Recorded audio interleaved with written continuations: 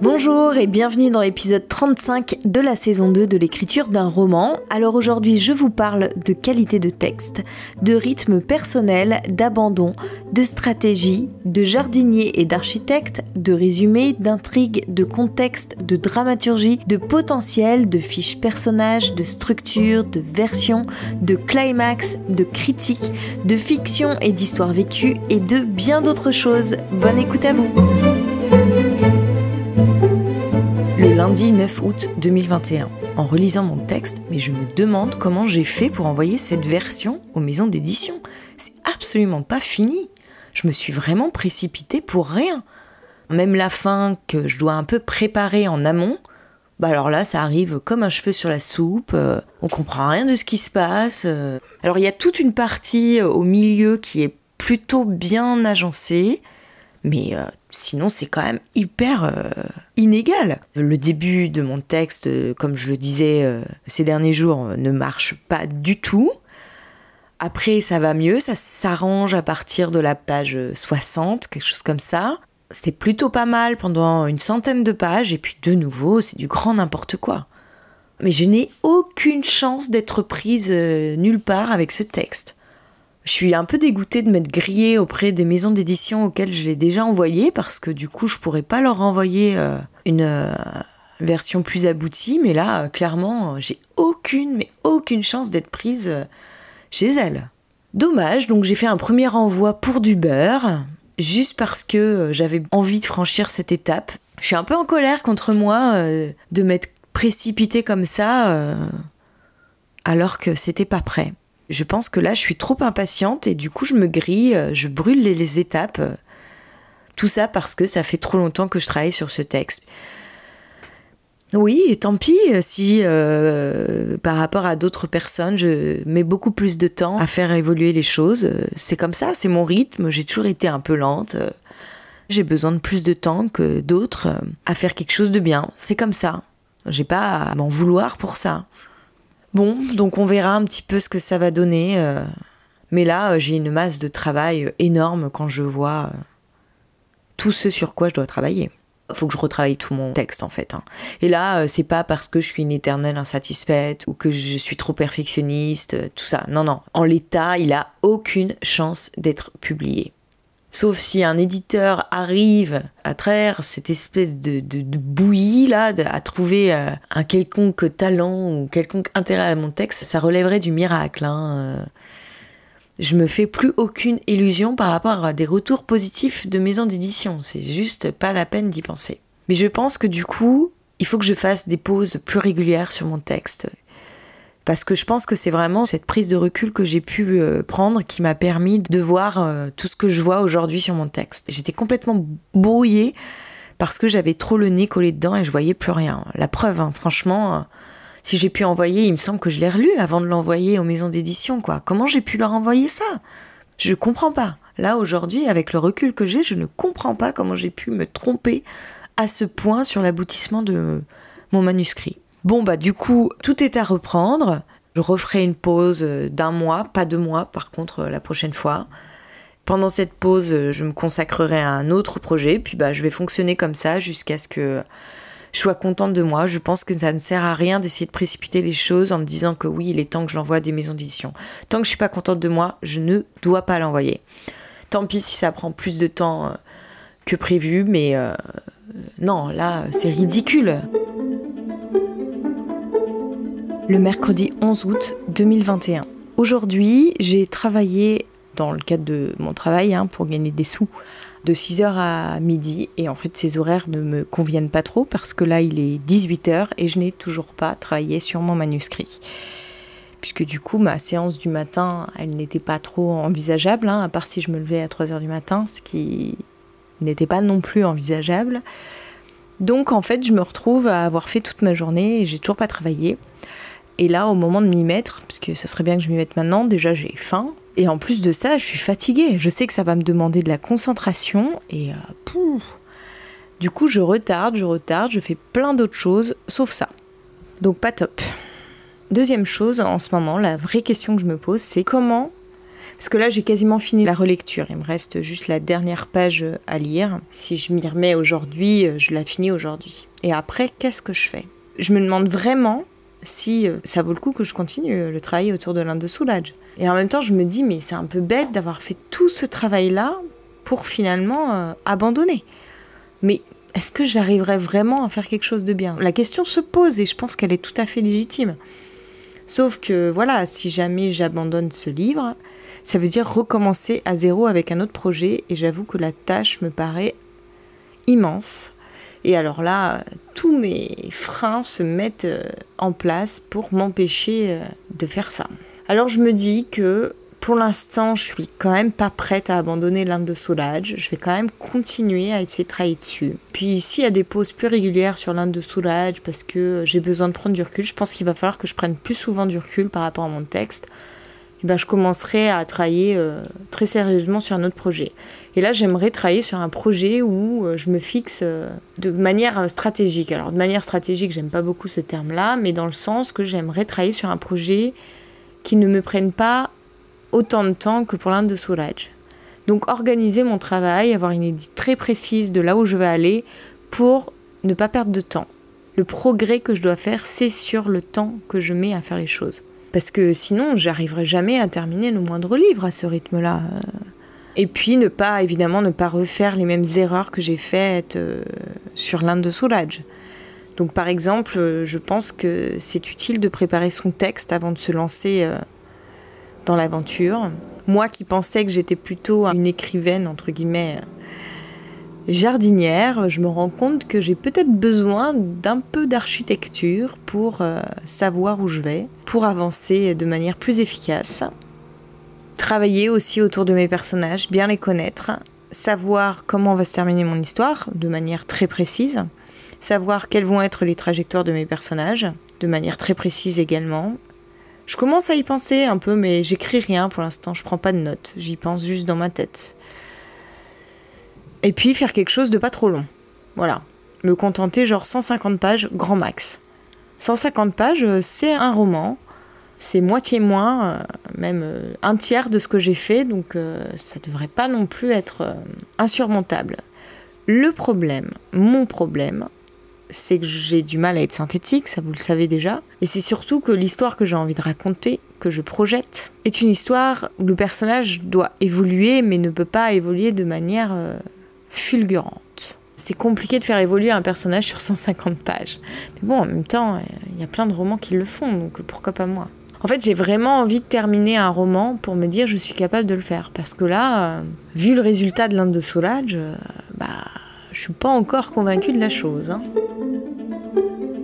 Finalement, j'ai réussi à travailler un petit peu sur mon manuscrit. J'ai dégagé une petite heure 30, donc c'est pas mal. Comme j'avais lu dans l'après-midi, je me suis dit que ce soir, au lieu de lire, j'allais écrire. Donc c'est ce que j'ai fait. Donc j'ai terminé la relecture de l'Inde de Soulage. Ça ne marche pas. C'est pas bon. Enfin, il y a des bons passages, il y a des très mauvais passages aussi, mais le tout n'est pas harmonieux et ça marche pas, ça fonctionne pas et je sais pas du tout quoi en faire. Et donc là, je suis en train de refaire un résumé pour la énième fois, où cette fois, je ne me concentre que sur l'intrigue. J'oublie totalement le contexte et j'essaye de trouver mon intrigue, la logique de mon intrigue. Et ça me paraît logique, sauf que régulièrement, je me perds. Il y a beaucoup de choses qui sont en parallèle et j'ai du mal à suivre tous les fils narratifs. Je me demande si je vais pas prendre un petit peu de recul sur mon histoire, relire un petit peu des ouvrages de dramaturgie comme Story de Robert McKee. Je vous mettrai les références dans la description de l'épisode, ou encore la dramaturgie d'Yves Lavandier. Donc Story, c'est plutôt destiné au scénario, mais bon, pour travailler sur la structure et la dramaturgie, c'est pas mal des ouvrages autour du scénario. Je vais essayer de voir un petit peu si ça peut m'aider à construire mon histoire pour qu'elle fonctionne. Après, je me dis que l'autre solution, ça pourrait être d'envoyer ce résumé à un de mes bêta-lecteurs, je pense notamment à mon amie journaliste qui a eu accès aux toutes premières versions de mon texte, mais il y a vraiment très longtemps maintenant. Et puis, elle a aussi lu une des dernières versions, mais bon, c'était genre la 15e, alors que j'en suis à la 25e, quoi. Donc, il a quand même pas mal évolué depuis. voir un petit peu si elle trouve que ça tient la route, ce résumé, si ça lui semble fonctionner. Moi, en le faisant, j'ai pas encore terminé, mais en le faisant, il me semble que ça marche. Mais peut-être que j'ai besoin d'un œil extérieur pour me dire si oui ou non. Peut-être qu'il y a beaucoup trop d'éléments dans ce livre encore, et du coup, j'ai du mal à m'en sortir avec tous les fils que je tisse. C'est encore trop fouillis. À la preuve, il me restait une page à lire, donc ça, en 5 minutes, limite, c'était fait. Et j'ai passé 1h30 à écrire le résumé de mon intrigue. Parce que régulièrement, je me dis, attends, mais là, c'est pas logique, qu'est-ce qui se passe là déjà ? Mais pourquoi il se passe ça ? Ah oui, c'est vrai, c'est pour ça. Le problème, c'est que j'ai écrit tellement de versions que j'oublie les choses que j'ai enlevées, j'oublie les choses que j'ai rajoutées, j'oublie pourquoi j'ai mis ça là des fois. Il y avait une certaine logique quand je l'ai mis là, mais je me souviens plus pourquoi. J'ai tellement toutes mes versions en tête que je sais plus ce que je dis et ce que je dis pas. C'est aussi pour ça qu'en le relisant, il m'apparaît pas clair du tout. Parce que quand je l'ai retravaillé, je ne me rendais plus compte de ce que j'avais pas mis dans mon texte. C'est un travail sans fin. Je crois que je suis pas prête à abandonner quand même. J'arrive pas à me dire je vais lâcher l'affaire après 2000 heures de travail. J'ai pas envie, je me dis non, je vais finir par trouver comment faire. Et puis voilà, je pense aussi toujours à me faire aider, mais il faut que je trouve la solution la plus adaptée à mon cas. L'idéal, ce serait un coaching, mais je ne sais pas avec qui. Et l'autre solution, c'est de passer par l'école Les Mots, de prendre un stage adapté à ma problématique, adapté à là où j'en suis aujourd'hui avec mon texte. Parce que c'est vrai qu'en fait, j'ai l'impression que là, j'ai déjà exploité toutes les pistes que je pouvais exploiter pour essayer de retravailler mon texte. Et ça me fait penser à une chose. Quand je travaillais sur mon documentaire, j'ai eu une marraine de projet. Et à un moment, je me suis retrouvée avec une énorme matière, un film qui faisait plus d'1h30, où il y avait plein de trous noirs dedans. J'étais, ah bah voilà, j'ai ça. J'ai plein de trous noirs sur lesquels je parlais en fait, parce que j'avais écrit beaucoup de textes, j'avais beaucoup de voix off, mais pas beaucoup d'images pour illustrer tout ça. Et là, ma marraine de projet, elle m'a dit un truc tout simple, elle m'a dit, essaye de te débarrasser de tous les trous noirs. Bon ça a énormément synthétisé mon projet, et je suis arrivée à quelque chose de très condensé. Ce que je veux vous dire par rapport à ça, c'est que le fait d'avoir eu une marraine de projet m'a aidé à gagner énormément de temps. Si j'avais été toute seule, j'aurais jamais su quoi faire.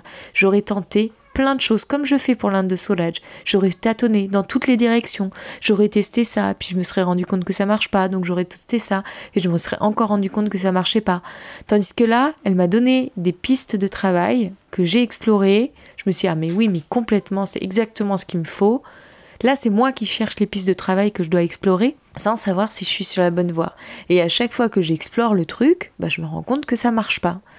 Et donc, je repars en arrière. Mais comme dans ce travail, j'ai quand même amélioré certaines scènes, je repars pas sur ma version précédente. Je pars de la version à laquelle je suis arrivée pour aller encore plus loin. Et donc, du coup, forcément, à force de triturer ce texte dans tous les sens, il ressemble plus à rien. Et c'est pour ça que là, j'ai lu un espèce de torchon insipide qui ne veut plus rien dire. Alors que je pense que j'ai une bonne histoire, je pense qu'il y a des bonnes idées, je pense qu'il y a des bonnes réflexions. J'ai tout ce qu'il faut pour faire une bonne histoire. C'est ça qui m'énerve, en fait. Je sens qu'il y a du potentiel, mais que je ne sais pas comment le mettre en place, comment l'exploiter. Le jeudi 12 août 2021. J'ai eu beaucoup plus de mal à m'y remettre ce soir qu'hier. C'est vraiment très dur pour moi d'écrire le soir parce que je suis épuisée par ma journée. C'est pas un rythme qui me convient, j'ai les yeux qui se ferment un peu tout seul. Et là, je réfléchis à mon roman. Je repars à zéro.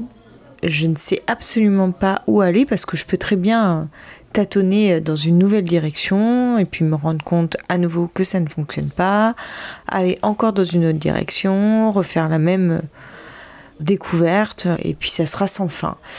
Donc là, je me suis repenchée sur mes livres de scénario, de dramaturgie. Là, je suis en train de lire Story de Robert McKee et je prends des notes. Enfin, là, j'ai pas pris des notes très concrètes, mais disons que dès que ça m'évoque quelque chose par rapport à mon roman, j'écris.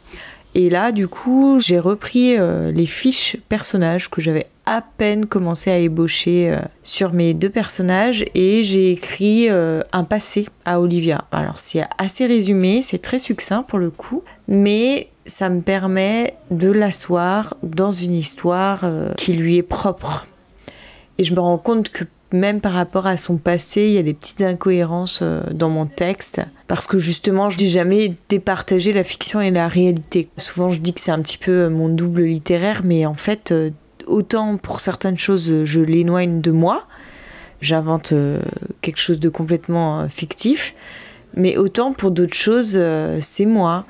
Et il y a une confusion entre les deux qui font que j'ai du mal à bien positionner mon personnage en tant que personnage. Et je pense que pour écrire une histoire, il faut, une histoire fictive en tous les cas, il faut que ces personnages soient des personnages fictifs. Ils peuvent pas être comme ça entre les deux. Je pensais pas qu'en fait, d'écrire une histoire qui s'inspire de mon expérience serait aussi compliqué que ça. Je pensais qu'au contraire, à partir du moment où j'avais une base d'histoire, c'était bon, le tour était joué. Je ne m'imaginais pas à quel point ça allait être difficile. Je suis assez fatiguée ce soir. Je vais m'arrêter là. Demain, je vais pouvoir reprendre le travail le matin. Et j'espère que je serai en meilleure forme. Parce que là, je suis pas très très efficace. Puis en plus, du coup, je peux pas prendre de café. Parce que si je prends un café maintenant, je vais pas dormir. Donc, je dois me passer de ma drogue d'écriture. Et ça me manque. Le vendredi 13 août 2021, je suis complètement perdue, je ne sais absolument pas dans quelle direction aller avec mon texte, je ne sais pas comment le retravailler, je ne sais plus rien. J'ai l'impression qu'il marchait mieux dans des versions antérieures, des versions que j'ai pu faire lire à mes bêta-lecteurs.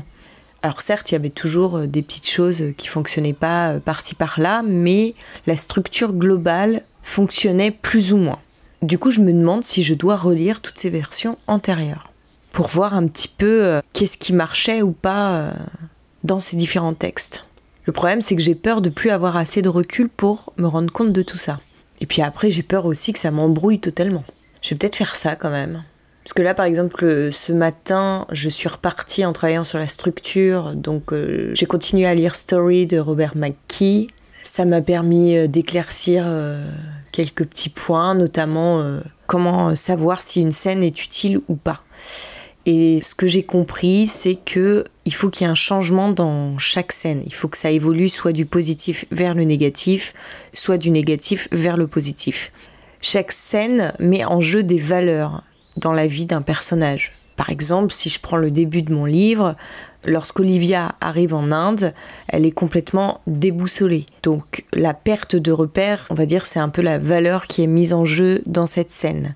Et pourtant, elle va finir par trouver le moyen de se rendre à son hôtel. Donc elle va finir par trouver ses repères. Donc ça évolue du négatif, la perte de repères, au positif, trouver ses repères. Alors, je sais pas si c'est très clair la manière dont je l'explique, mais j'ai essayé de pas mal travailler cette notion pour vraiment l'intégrer et la comprendre. Bon, une fois que j'arriverai à bien l'expliquer, ça veut dire que je l'aurai moi-même parfaitement intégrée. Et s'il n'y a pas d'évolution dans une scène, ça veut dire qu'elle est peut-être pas utile. Un bon scénario, puisque là c'est un livre de scénario, mais bon, ça peut aussi marcher pour un livre, je pense, c'est un scénario qui essaye de faire évoluer chaque scène. Et donc, plusieurs scènes constituent une séquence. Donc, la séquence en elle-même, pareil, évolue de cette manière. Et plusieurs séquences constituent un acte. Et plusieurs actes constituent l'histoire en elle-même. Et tous les actes doivent mener vers le climax, qui est le moment où l'histoire change complètement d'état et la transformation finale doit être absolue et irréversible. C'est un truc comme ça que j'ai compris. Avec ces éléments en tête, j'essaye de voir un peu comment mon texte fonctionne et je me perds totalement. J'ai l'impression d'avoir plusieurs histoires en un, plusieurs fils narratifs qui s'entremêlent et que j'arrive pas trop à démêler. Et en même temps, je suis exactement dans les écueils à éviter que Robert McKee décrit, c'est-à-dire soit quelqu'un qui veut en faire trop, qui part dans du spectaculaire, et l'autre écueil, c'est quelqu'un qui s'inspire de sa vie pour raconter une histoire, et donc qui n'arrive pas en fait à en tirer les éléments essentiels. Et c'est exactement mon problème. Comme il s'agit de ma propre expérience, plus ou moins fictionnée, j'ai du mal à démêler les fils entre ce qui est essentiel et ce qui ne l'est pas. Parce qu'il y a toujours une part d'affect qui est peut-être beaucoup plus forte que dans une pure fiction, puisqu'il s'agit de ma propre expérience. Là, du coup, je reprends mes anciennes versions, celles que j'ai fait lire, et je reprends les critiques que j'ai reçues par rapport à ces différentes versions. Ce qui marchait ou ce qui ne marchait pas selon mes différents bêta-lecteurs. Donc là, je suis en train de reporter ce dont je me souviens de leurs critiques. Enfin, d'abord, j'ai reporté un résumé critique de ma dernière lecture de la version 24. Puis, je suis revenue à la version 20, qui est la version que j'ai envoyée à ma professeure de français, avec un résumé de ses critiques. Et là, je suis passée à la version 17 ou 18, qui est la version que j'ai envoyée au prof de français que je ne connaissais pas. Et je viens de reporter les critiques générales que j'ai reçues par rapport à cette version. Dans chacune, il y a des choses différentes qui ressortent. Il y a des choses qui ont évolué depuis. Je sais à peu près ce que j'ai changé. Mais j'ai aussi envie de voir ce que j'ai abîmé entre les différentes versions. Ce que je vais faire, c'est que je vais relire les précédentes versions. Donc là, ça ne sera pas du tout pour corriger, ça sera juste pour avoir un œil global, voir ce qui marche ou pas dans les versions précédentes et pourquoi ça fonctionnait à ce moment-là et que ça ne fonctionne plus aujourd'hui, etc. Là, j'ai déterminé un petit peu les passages qui ne fonctionnaient plus dans ma dernière version.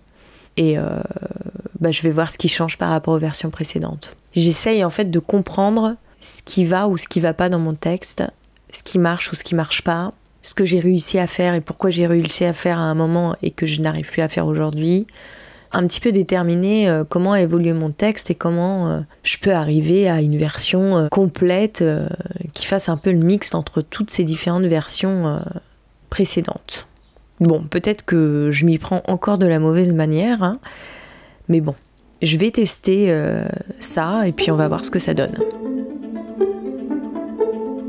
Le vendredi 27 août 2021, je reprends le travail autour de l'Inde de Swaraj après une petite semaine d'interruption liée à mes vacances. Je n'ai pas du tout eu l'occasion de travailler sur mon texte durant ce moment. Et donc je continue à relire la version 20, qui est la version que j'avais envoyée à ma professeure de français, dont l'ordre des scènes diffère beaucoup de la dernière version que j'ai écrite, celle que j'ai envoyée aux maisons d'édition. Et ça me paraît beaucoup plus logique, l'évolution des scènes dans cette version que je suis en train de lire.